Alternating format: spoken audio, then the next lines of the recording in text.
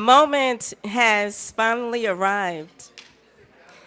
We are excited to have Mr. Jay Bailey here with us today as our keynote speaker. Mr. James M. Bailey is President and CEO of the Russell Innovation Center for Entrepreneurs. As the President and CEO, he leads the world's largest entrepreneurial hub dedicated to growing, scaling, and developing Black businesses. In just 5 years, under Jay's visionary leadership, Rice supports over 600 entrepreneurs full-time, sustaining 4,125 jobs in the metro Atlanta area. Now that's a lot. We need to give him a hand for that. Jay and his team have transformed Rice into an economic empowerment and innovation powerhouse. An Atlanta native, 3-time TED Talker, and die-hard Georgia Bulldog. Go Dogs! Jay has a proven track record of success. His leadership and commitment to the community have been recognized by 3 U.S. presidents. In 2012, he was one of 8 Americans honored at the White House as a champion of change, following in the footsteps of Dr. Martin Luther King Jr. In 2016, President Barack Obama bestowed upon him the Presidential Lifetime Achievement Award in recognition of his dedicated volunteer service. Jay has been recognized with the prestigious National Point of Light Award, named one of Atlanta's most admired CEOs by the Atlanta Business Chronicle, ranked on Atlanta's magazine's Power 100 list of the most dynamic leaders in the city of Atlanta. He's also been honored by the Georgia Trend magazine as one of the 100 most influential leaders of the state. He currently resides in East Atlanta, where he shares his life's journey with his wife, Dateline NBC correspondent Blaine Alexander, and their cherished daughters, Sage and Skylar. Let's welcome with a large clap Mr. Jay Bailey to the stage. Madam CEO.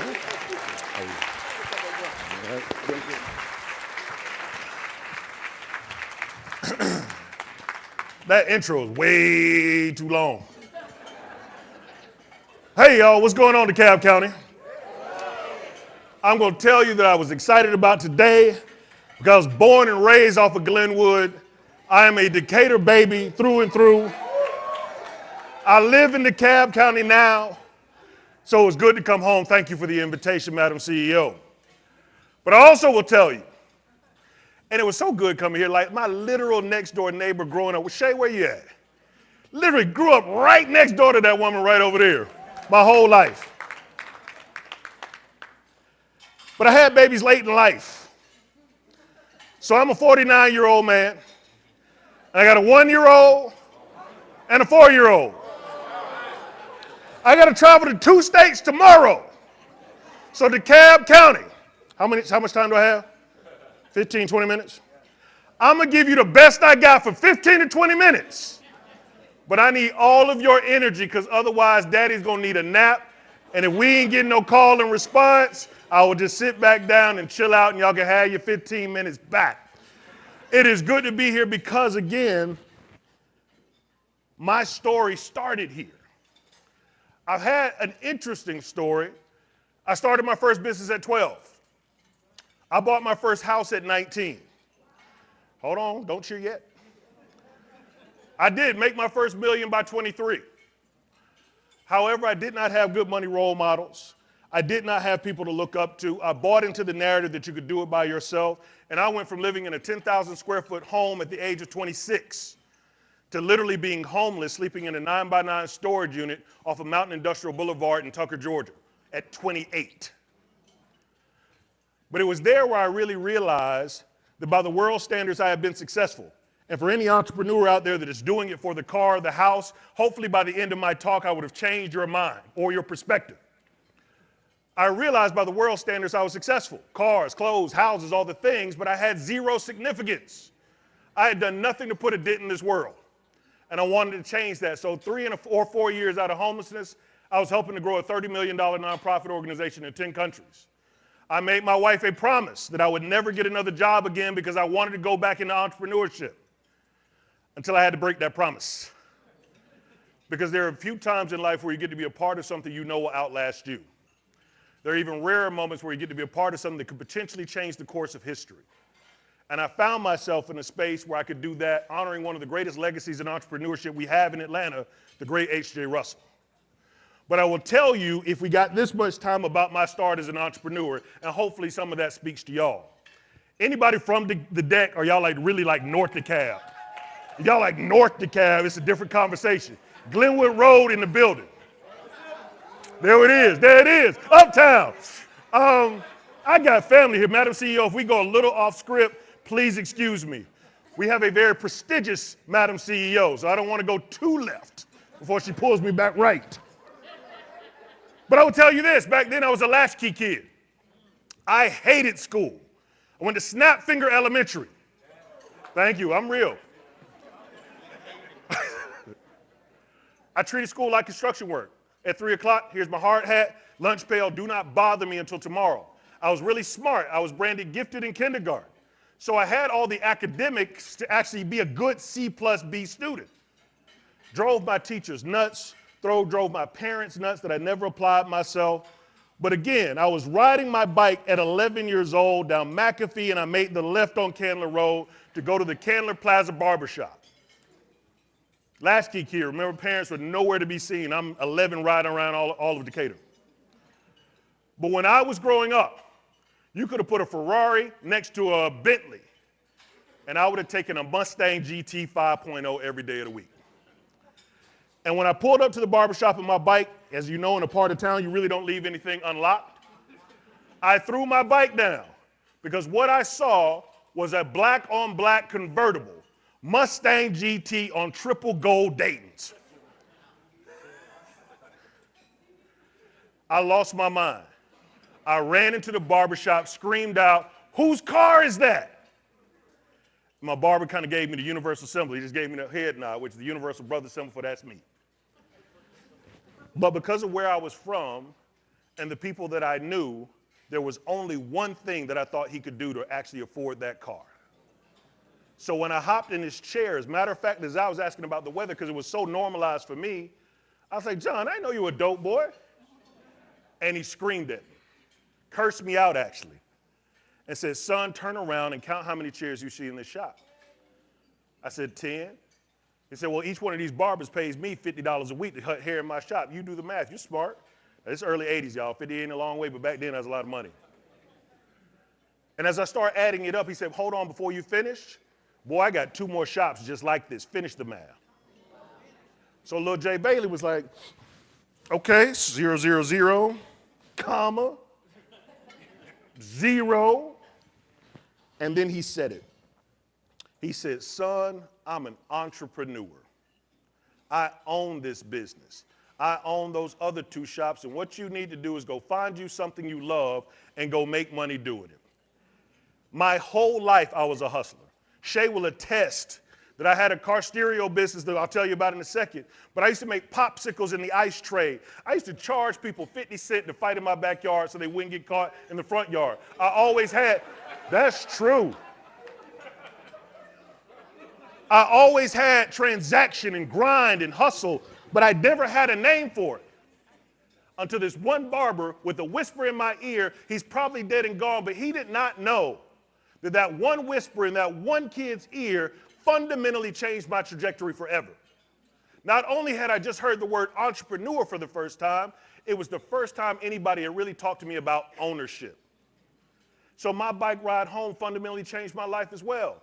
Who owns the library? Who owns McDonald's? Mom, Dad, do we own our house? We do. Now I want to fight you if you cut through our yard because there's pride in ownership. And so it changed everything. And I say that I don't want to understate that because that one moment with that one whisper led to an 11-year-old kid becoming a 12-year-old entrepreneur who now leads the largest center in the world dedicated to growing, scaling, and developing entrepreneurs that look like me. Where we contribute, hold on, we're not done yet. Y'all gonna learn, y'all can't clap too early with me. I'll turn the story real quick. But just from that, our entrepreneurs last year contributed $577 million of new economic energy into the city of Atlanta. I say that to say this, y'all. With the time that I have left, I'm going to implore you. How many entrepreneurs do I have in the room? Small business owners. There has never been a more dire time. Let me just say that. If we look at the proliferation of automation and AI and all the things that are coming, the spirit of the entrepreneur I will still bank on every day of the week. We will find a way because we must. Entrepreneurs literally take a concept that someone has never even thought about before, and they create profitability, they create value, and they communicate that value. And that is a powerful thing that I don't want to underestimate. Because we forget with all of our titles and our prestige that every big company, everybody in the Fortune 500, at one point was a medium-sized company. At one point was a small business. At one point was somebody's silly idea that nobody believed in. And they persevered. There is someone whose whole life is depending on the people in this room to wake up every day and take risk. They are able to pay their mortgage because somebody in this room wakes up when everybody tells them they should go get a job. They're able to send their kid to college because somebody in this room wakes up and says, I'm going to take all the arrows, take on all the weight, because inherently, guys, the entrepreneurial journey is lonely, it's depressing, it's isolated, it's anxiety-driven. But most importantly, y'all, it's too hard to do by yourself. And I think most of us have bought into this logic. If we were born in the 70s or the 80s, or the self-made man or the self-made woman, and I got to be up there on the mountain by myself, with everything that we're facing right now, nothing could be farther from the truth. I am imploring every small business owner, every entrepreneur, anybody that's even thinking about it, find your tribe. Find other people. When your grandmama's telling you that's a silly idea, when your parents are telling you we spent all that good money on that education, go get a job, when your friends don't understand how you work the hours that you work, when it feels like you're working 23 hours a day not to get a job, every once in a while you need to hear from somebody that understands your plight, your journey, and they say keep going. Sometimes all you need is somebody to say it's going to work. All you need is somebody to actually say, I believe in you. And we forget so often that those simple things are needed. The problems that we are going to face for today and tomorrow, we have no idea what 10 years down the line looks like. Had someone told me 10 years ago I'd be able to do on my cell phone what I'm able to do today, I would have thought they were insane. But also, they would have thought I was insane because if you saw my feasibility study for the Russell Center just about 5.5 years ago when they told me, it'll never work. Why don't you just focus on early workforce education and GED training? I think that's a better fit for the demographic you're trying to serve. Why would you spend so much money on this space, this edifice, because if you make it too nice, the demographic that you're going after will not feel comfortable when they walk in? And these are the corporate leaders, these are the philanthropic leaders that are telling me that what I could do was limited and you'll never be able to raise any money to actually get it done. $57 million later that we raised. Y'all supposed to clap for that. That's $57 million. That was hard. Y'all clap for that other side. That was a hard fought $57 million. But I say that to say, guys, start eliminating the number of people you have to ask permission to be successful. There are so many people that will tell you what's not possible, that have never done it, that have never tried it, but have never actually pushed themselves to the limit, and all of us are scared. And most of that critique comes out of fear. So when I say that we need you, I mean that. Where do you think the jobs come from in DeKalb County? Is it big corporations? Or is it small businesses? Those shops that have 2 to 5 employees, that may go good and get 20 employees. And God allowed me to get 100 employees. It takes that spark to drive our economy, and that's a narrative that we don't hear enough. We hear enough about the Fortune 500, but we don't talk about those companies on every block, in every community, that sustain that community, that pay their taxes, that create jobs and create hope. If that barbershop did not exist in my community, I never would have met John, who poured into me that fundamentally changed my life. So I know that you're at lunch, and I know we got a tight schedule, and I know I'll land this plane right now with a quick story. I talked about my folks from Decatur, but I'm a city boy with country roots. Any country folk in the building? Madam CEO, really? Where you from? Los. I was like, oh, got it. So as I close, I will say this. This is my challenge to all of you. We have underscored how important you are, and you guys only know how hard your journey has been.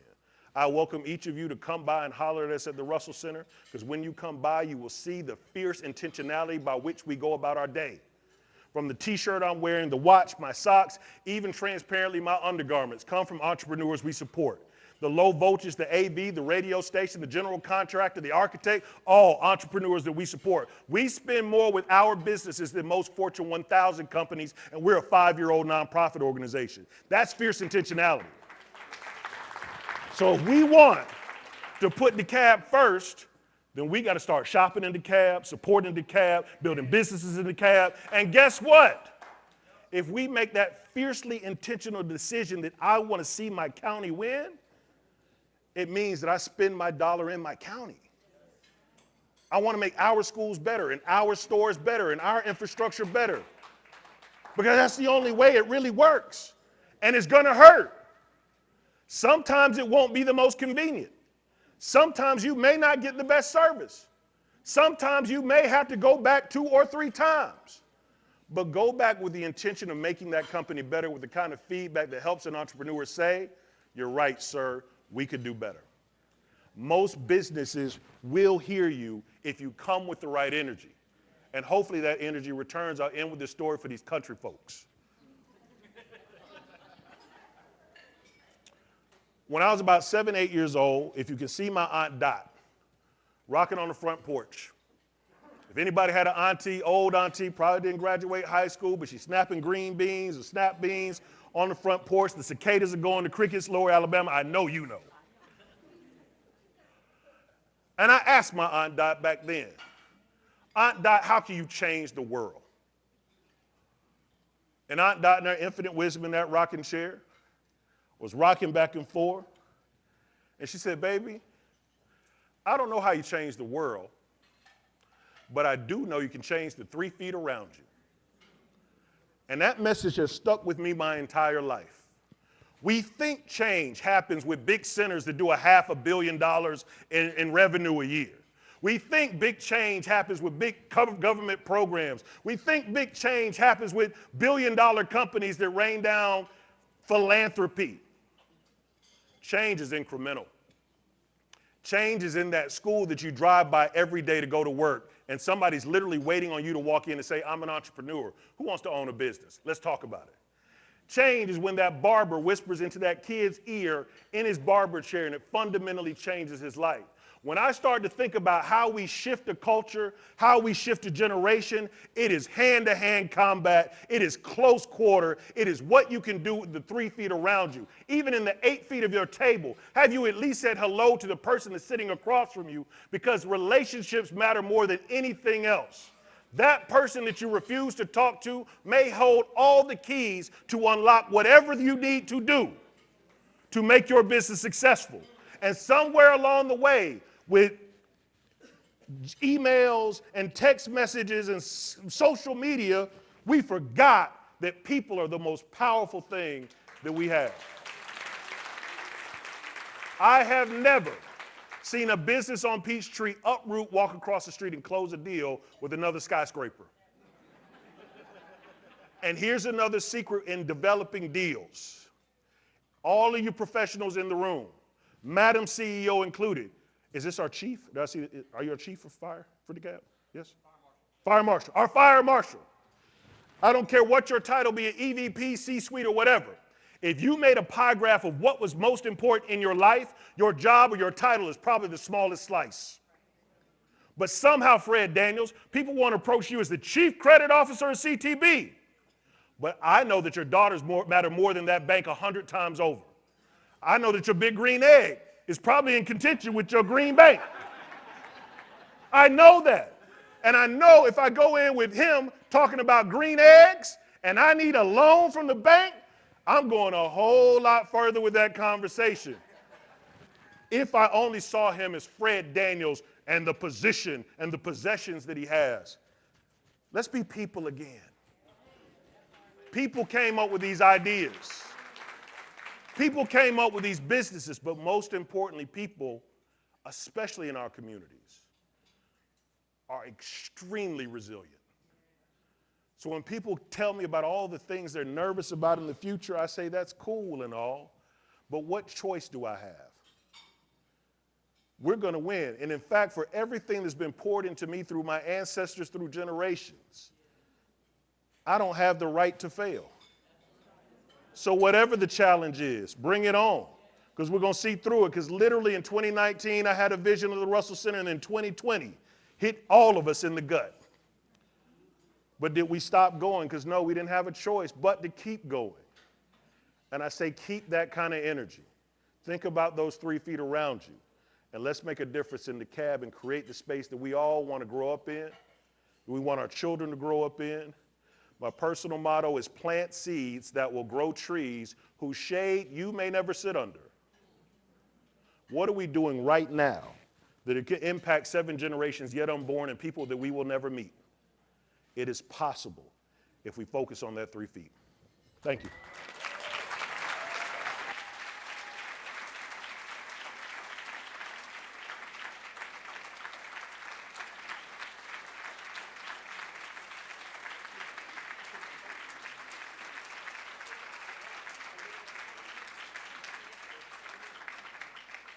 Good afternoon, everybody.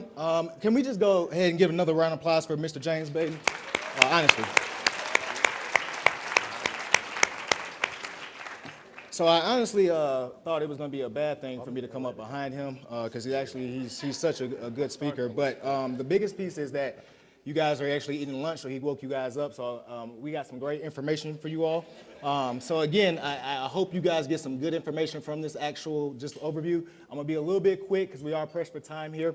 But again, my name is Anthony Sims. I'm with WorkSource DeKalb. We are the official workforce development department for DeKalb County. So we help businesses increase their actual workforce by upskilling their labor force or providing means of monetary means to assist with training components by partnering with technical colleges such as GPTC for certain curriculums, certain apprenticeships, as well as certain certifications and trainings. All of this is free of charge for the DeKalb County residents. So for workers who are looking to upskill themselves, they're able to utilize our services free of charge. The same thing is for businesses. We're able to do job fairs, recruitments, as well as create that talent pipeline for you all. With skill credential actual employees, right? And so again, this is at no cost to you. So some of the things we're going to talk to you today is about our rapid response team. I actually have one of our representatives here, Ms. Vanessa Gibson. If you just stand up for me real quickly. Just want to just give her a little appreciation there. She's with our TCSG team. They're our Technical College School System of Georgia. So for those who do not know, we are actually under the U.S. Department of Labor. TCSG is our actual administrator, so they administrate the funds. So it's 19 workforce boards. We're just one of 19. We're actually the best workforce board in the state of Georgia. No, this is serious. But again, just want to just highlight a couple things. So just go ahead with the slides here. And I think this is the clicker. Okay, there we go. All right, so just going to give an overview about our rapid response. Again, our rapid response is just a proactive and employer-driven workforce development program that helps with employers who may be experiencing any type of downsizing or permanent closures. Our biggest component here is that we try to avert layoffs. So we try to do pre-aversion activities. One of the activities that we're doing here is actually by collaborating in this particular event, so that way you're aware of our services, and so that way you can actually utilize us if you fall into these ramifications, right? And so just out of that, and I'm using my phone, sorry, because I can't see the screens here. But again, out of that, Georgia workers are also able to access retraining and reemployment services. This is critical, all right? Because a lot of times, again, we understand that businesses don't plan to close, right? Businesses don't plan to not make the green, right? And so, again, with your workforce, it's a key component because, again, when you're actually training your skilled workers, right, they are actually accumulating a skill set that not only allows them to be employable with your actual company and organization, but allows them to be employable elsewhere. And I'm not saying that to be like, hey, I want you to lose a worker, but in the case where you are downsizing or closing, we can actually come in, intervene with that, and actually get that person reemployed somewhere else, so that way they're not having a gap in their actual livable wages and actual, being an actual detriment to their actual livelihood, right? And so that's another way that we actually assist with the workers. And so the overall component of it is, again, with massive layoff, permanent closures, natural disasters. So a lot of folks don't know. Last year when we had a couple of storms, if your business was affected, we could have assisted you in some monetary means, right? It is on a limited first served basis. But again, it is a means in which we can assist if you incur your business is damaged due to a natural disaster, tornado, hurricane. Again, when she was talking about the water main breaks and so forth for that nature, right? Flooding, right? It does qualify in that capacity. Okay. Again, this is just a brief overview here on the vision. Of course, Georgia's vision is to ensure that all Georgia employers are viable in the state. Our DeKalb CEO, Lorraine Cochran, she wants to make sure that actual DeKalb County has the most viable and lucrative businesses. And so again, this is a way that we can ensure that you guys are not only thriving and actually being innovative in some of your actual strategic plans or actual business strategies, but we can assist in certain components of that, right? And it's not just in the aspect of the rapid response. We do have other funds, but I'm only specifically talking about the rapid response funds here, okay? And then just components of business retention, right? This is the meat and potatoes right here. The key component, again, is just services that focus on providing early intervention. So that's why we're here today, to talk about our services. One of the aspects of what we do also provide is incumbent worker trainings, customized training, and on-the-job training, right? These are all pre-aversion measures that we utilize to partner with other, like I said, technical colleges to assist you in maintaining a viable workforce, right? And then also we have a work experience program it's the session 3, it's the business growth and survival sustainability. We talk a little bit more about that. Again, this is actually where we subsidize wages for up to 16 weeks. So for an employer, if you look at that, that's the same accumulation as onboarding new hires. And so again, that initially helps with your upfront costs. And that way, again, you're not, putting too much upfront and not getting the actual return on the investment on the back end with that actual worker. Okay, so that's another way we can partner with you all on that. So again, just another things that we do, early warning system. This helps us to enact those services early on. So that way, not only WorkSource DeKalb can come to the table, but DOL and some other resource providers. We also provide pre-feasibility studies, labor market information. So I know white papers were being brought up today as well. And then we also talk to you about your emergency preparedness. I think Veronica talked about that as well, because that's important, right? You need to know where your resources are coming from and what to do in the midst of a crisis or a economic downturn, okay? And so then just coordinating with economic development activities, such as this here, right? We're always here. We're located at 774 Jordan Lane, so if you know where you pay your water bills at, we're located in the same building, okay? So if you need ever just stop in there for your water bill or to talk about anything with regards to your bill, make sure you come in there and stop and see me. We can actually talk about your actual business and how we can best partner with you on that, so that way you can thrive and be that viable employer here in DeKalb County, okay? So no questions? y'all can have some comments, but we do have a booth out here on the side. So if you do have some questions for us, at the end of this, we'll be here all for the remaining of this actual event. And so you can come see me at the booth, and then I'll be gladly to answer any of your questions there. And so thank you, y'all, and I'll be there back time. You're so silly. You're so silly. Appreciate you. Thank you so much. Thank you. I was trying to slow it down. Thank you so much, Mr. Sims. Could y'all please give him another round of applause? Is anybody else out there just feeling inspired and ready to go out there and just really put some new energy and joy into your businesses? I don't believe y'all. Let me hear what that actually sounds like. Absolutely. Well, my name is Sonia Tyler. As you know, I work for the office of Madam CEO, Lorraine Cochran-Johnson, and it is such an honor. And I just have some announcements. I hope everybody is eating. If you haven't, there's still some food out there, so go ahead and grab what you can before our next sessions. We will return. How many of you were here for the first part? All the first sessions, raise your hands. Did y'all get really good information? Absolutely. Well, we are doing it again. So if there was something else that you were interested in, you will be able to sit in that session. And for the one that you missed, we really suggest that you look at the replay that our wonderful DCTV team will have available to you soon. So I will go ahead and invite our speakers and panelists and moderators again to please exit from this door so they can go to their sessions.